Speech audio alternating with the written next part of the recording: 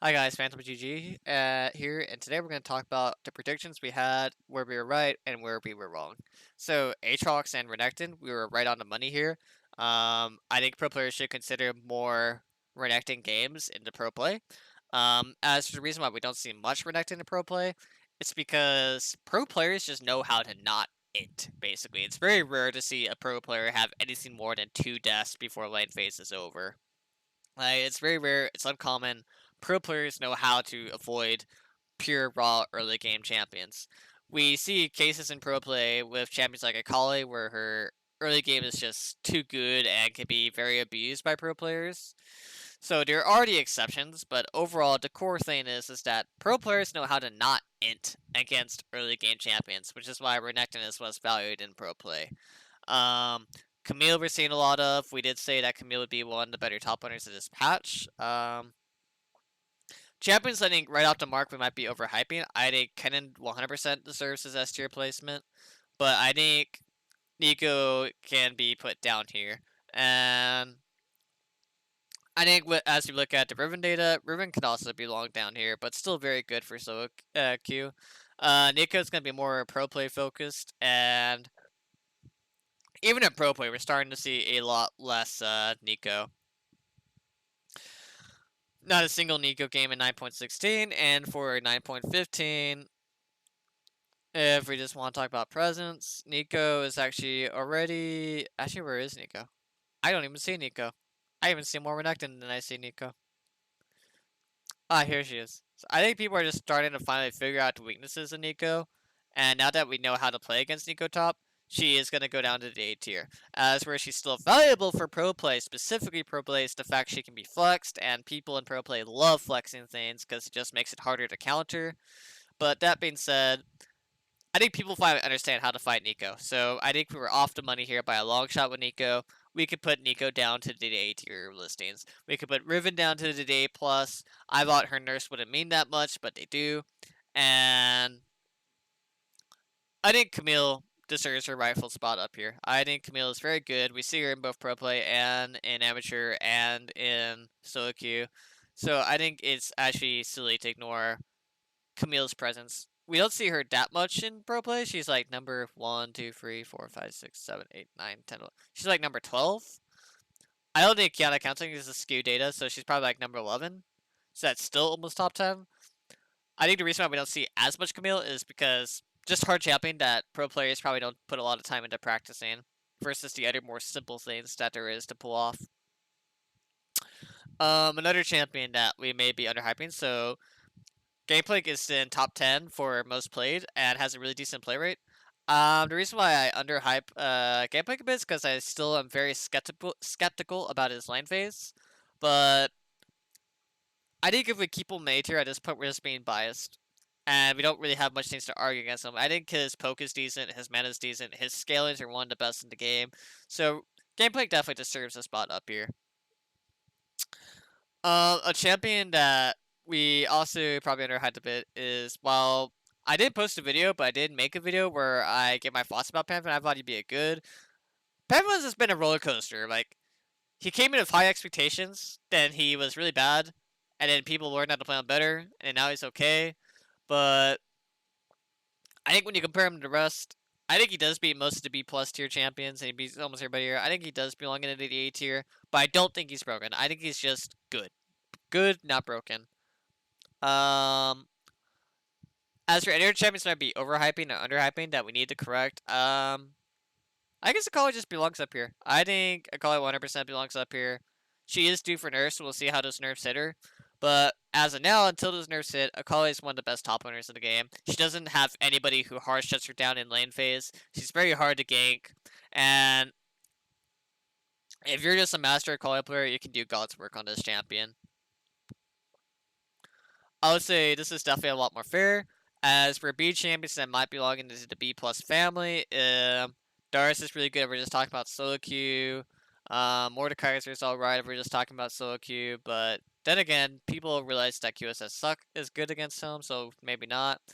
York is okay, and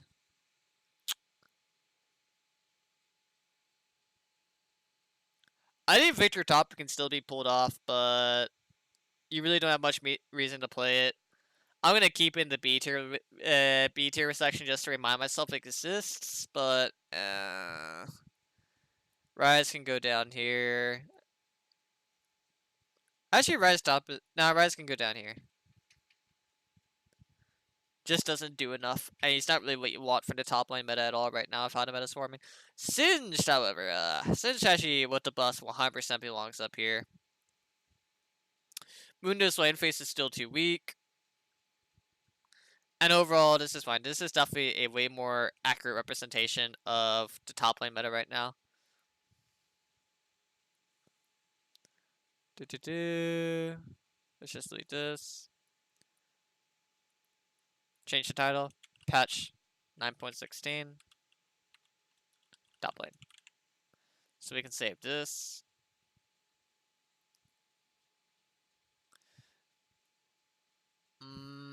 I don't know. Yeah, let's put Jace over here. Jace is way better than these guys. Jace is a hard cookie to judge because he's just so hard to execute. I also feel like Jace is better in high elo than low elo because in low elo, people just don't work around Jace as good as they do in high elo. Jungle is actually pretty spot on. If I was to say anything about jungle right now, I would say, guys, in solo queue, you guys really should be considering playing Vi way more than you already do. I think Vi is definitely underrated here. If I was to change anything about jungle, I guess it's fair to let you guys see the stats since we did that with top lane. I would say Kha'Zix can go up here. Nidalee is actually honestly just a Korean thing. I think it's not wise to put Sejuani can go up here, but is she S tier broken?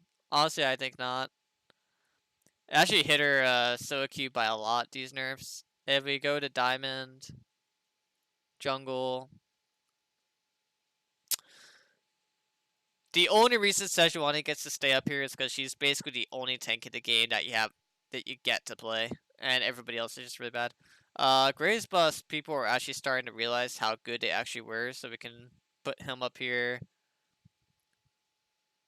It's kind of hard to judge jungle meta based on stats because everybody has very different opinions about jungle meta if you go region by region. Like, I'll just show you right now. It's actually going to change a lot. So, jungle, if you go to Korea, everybody likes Kha'Zix, everybody likes... There's actually no jungle that's being hardcores. Actually, this is incorrect. Okay, there we go. So, everybody likes Elise, everybody likes Jarvan, everybody likes Gragas. Then you go to EU West. Changes, actually by quite a bit. Go to NA. Like, a lot of champions switch, so I think the only thing that's really consistent is this. Is that Kha'Zix is really consistent. Jarvan's consistently up here. Gragas, I think Gragas is really good, and people are just underplaying him. I am gonna stand by this opinion. The Olaf meta, I think, is finally starting to calm down. Let's actually go to 9.15, how much Olaf was being seen. Actually not, Olaf is still one of the better junglers in this game. I think the problem with solo queue is that a lot of junglers definitely rely on one-triggering a lot more in solo queue for jungle because it's just very easy to learn a consistent strategy that works. But if you want my personal opinions on jungle meta, I think it looks a bit like this. And the reason why I think it looks a bit like this is because Olaf is one of the best invaders in the game. He has a really decent early game, and there's almost nobody that you can name that can compete against him in early game.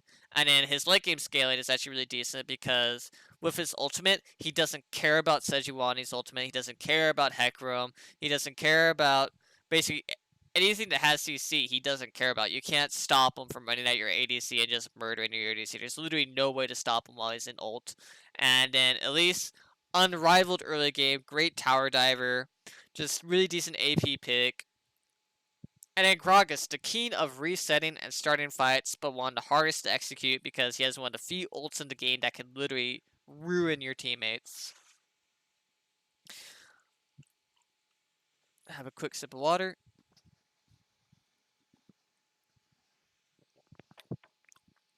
Oh, everybody who's in like A plus and below right now, the issue that they have is sometimes around consistency. The reason why I had Nidalee so high is because in jungle specifically, we saw Nidalee players actually just being spammed really high and have the highest win rate in the game. But maybe that is no longer the case. Actually, Nidalee is still really good if we're just talking about Korean standards. And I don't think you can ignore these numbers at all because 12% pick rate, 55% play rate. I think Italy is just an extremely hard to execute champion. I would actually lower my value on Lee Sin right now because if you look at all the things that are being spammed, a lot of them have like answers to what Lee Sin wants to do. Gragas is very annoying for Lee Sin to deal with. Olaf is really annoying for Lee Sin to deal with. I think Lee Sin is a really good champion and probably one of the better champions in this game, but I don't think he's that good. We just took down Hecarim because his Q nerfs did matter, and you're actually starting to see a lot less Hecarim in solo queue. In Korea, he literally only has a 1.5% play rate. If you want to see the diamond stats, when it comes to Korea, Hecarim is actually go back to jungle. I hate the fact it switches. And if you go back to the diamond stats, Hecarim isn't even in top 7. He's actually down here with 3.6% play rate. So I think these nerfs didn't matter, and the only reason we see any Hecarim at all is because he's easy to play. And being easy to play will increase your play rate. Anything I would like to say about jungle meta right now? I think Xin Zhao is really decent. Xin Zhao can go up here. I think that Karthus jungle has a time and a place, and you can't pick it every single game, but if you pick it effectively, then it's very ruthless to deal with. And I would actually say this sums up jungle meta quite well. I actually think people are playing Sejuani jungle too much, and she is still one of the best tank junglers in the game. You still are going to see her played quite a lot because people really want to have a tank. But overall, I think it's time we start considering new picks. I think Vi can actually have a really good Sejuani matchup, and it's even more reliable than Sejuani. And I feel like if you over rely on Sejuani in your drafts, then you're actually going to lose quite a bit. Let's look at EOS just so we can give more proof. Sejuani, once again, 46% play rate. And then in NA, Sejuani, once again, 45% play rate. So yeah, these nerfs actually did matter quite a bit. It doesn't make her a bad champion, but it did have impact onto her. And this is definitely the way that the jungle meta is starting to form. Jungle description. Patch.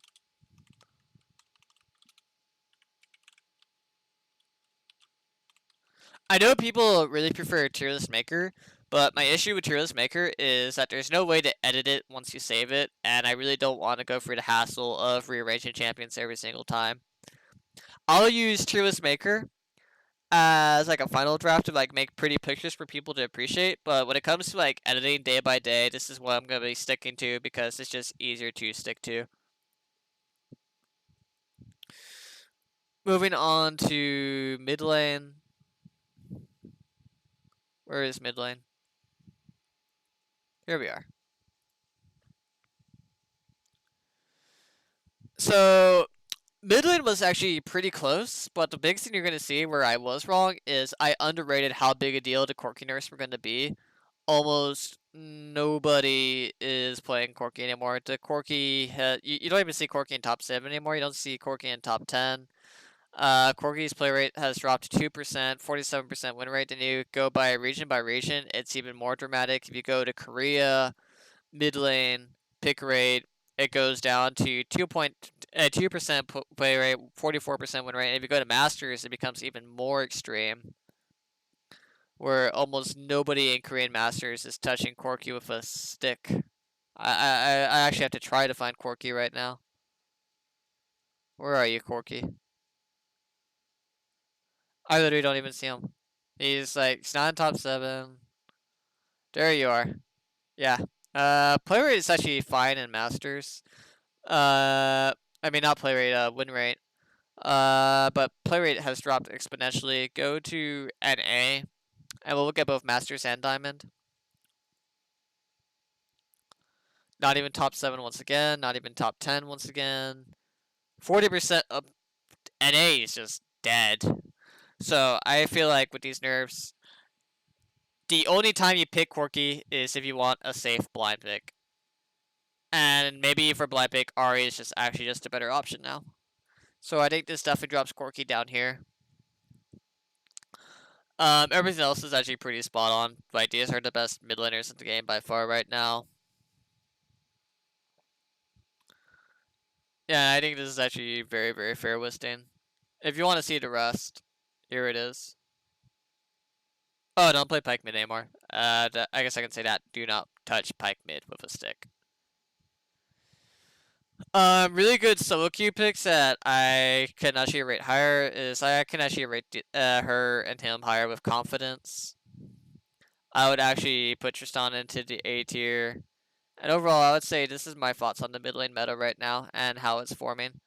Karma I'd actually put up here. If there's anybody I have too high right now, I would actually put Orianna down here and say, no, Orianna's fine in the A tier. Mid lane meta is actually interesting. There's actually a lot of things that can be played mid lane right now to effectiveness. Nico mid is fine. Honestly, I'd put Corki even down here now.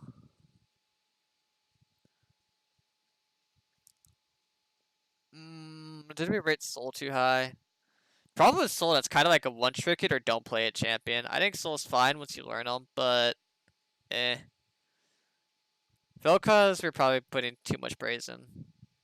Nah, Vel'Koz is fine. Vel'Koz does a lot of damage, just people don't like playing that champion. Vel'Koz is really good. But yeah, this is mid lane right now. Mid lane, we actually did a good job in mid lane. Just, we overrated Corki. Oh, there's one champion we're underrating. Cassin, W nerfs, they were a big deal. Play rate, huge now. Honestly,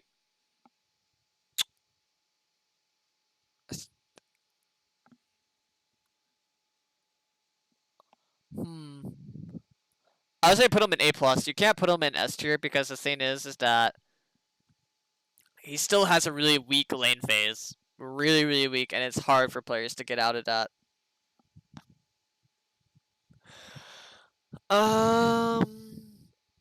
Overall, I think that's it. If we're just talking about mid lane, I think that's it. If anybody has any questions about mid lane, feel free to ask them after the video.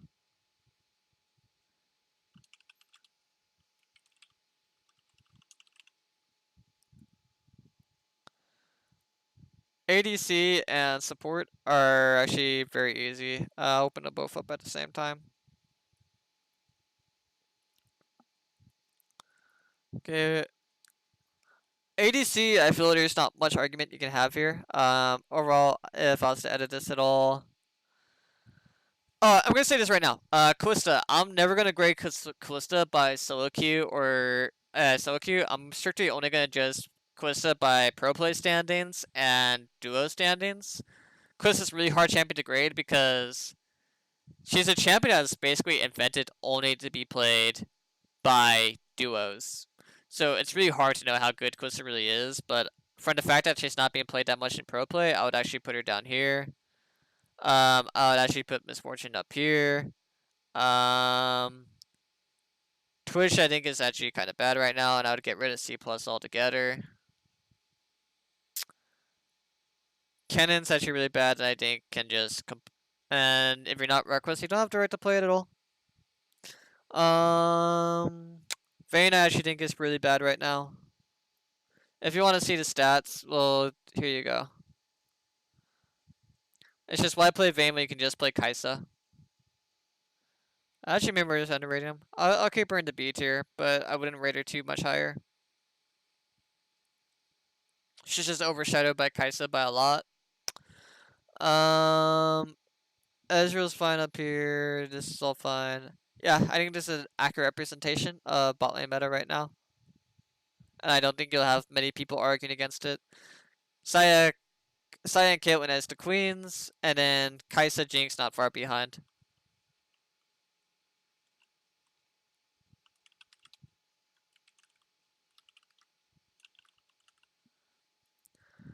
And then support I feel like it's the easiest. I think there's actually not much to argue about the support. If you compare it to what's actually being played right now, it's actually not far off different. I think Yumi can maybe go a bit lower. So if I was to edit this right now, I would think it would look a bit like this.